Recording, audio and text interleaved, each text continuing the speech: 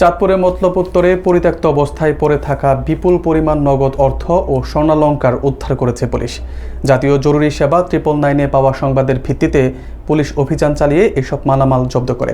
Police বলছে, প্রকৃত মালিক শনাক্তে তদন্ত চলছে। উদ্ধারকৃত মালামালের সঙ্গে কোনো অপরাধ চক্র জড়িত কিনা তাও খতিয়ে দেখা হচ্ছে। বিস্তারিত থাকছে মনিরুল ইসলাম মনিরের প্রতিবেদনে। চাঁদপুরের মতলব উত্তর উপজেলায় রহস্যজনকভাবে পরিত্যক্ত অবস্থায় বিপুল পরিমাণ নগদ অর্থ ও স্বর্ণালংকার উদ্ধার করেছে পুলিশ। বুধবার সন্ধ্যায় ছেঙ্গারচর পুলিশ ফাঁড়ির আওতাধীন বড় ঝিনাইয়া গ্রামে জাতীয় জরুরি সেবা 999-এ একটি ফোন কল আসে।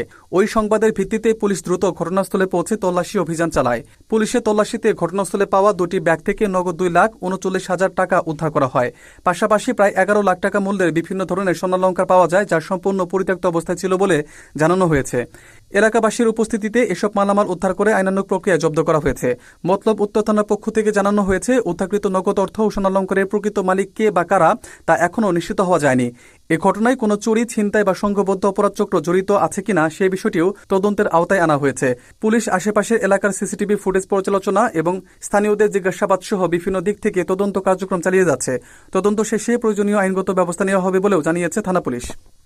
14/1/2026 সময় 12টা 45 ঘটিকার সময় আমাদের জরুরি সেবা 999-এ ফোনের মাধ্যমে আমরা জানাই যে এক গ্রাহক যে যার জমিতে আসলে এই স্বর্ণ আর হলো টাকা পাওয়া গেছে। পরবর্তীতে আমি সেকেন্ড অফিসার জাফর এসআই